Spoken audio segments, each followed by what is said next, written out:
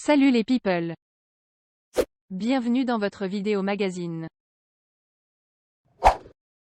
Sonia Rolland a été mise en examen le 30 mai 2022, pour avoir accepté un appartement de l'ancien président gabonais Omar Bongo.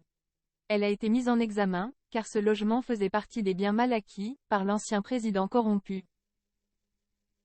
Cet appartement était un cadeau d'Omar Bongo, l'ancien président gabonais en 2003, selon Le Parisien.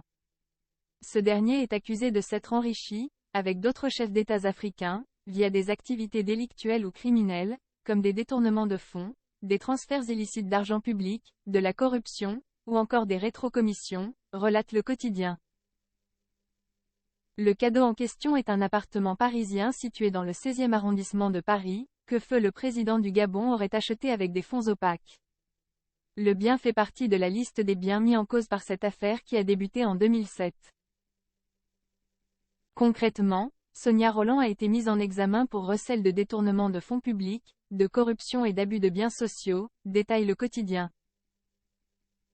Tout aurait commencé en 2003, lorsque la jeune femme reçoit un coup de fil d'un notaire, qui lui apprend qu'elle a reçu une donation à 75% d'une société civile immobilière, qui possède l'appartement parisien.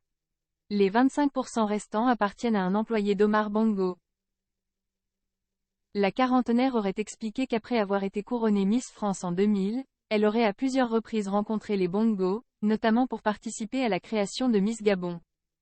C'est l'épouse du président gabonais qui l'aurait averti qu'elle recevrait un cadeau. Lorsqu'elle reçoit l'appel du notaire, elle comprend qu'il s'agit de l'appartement.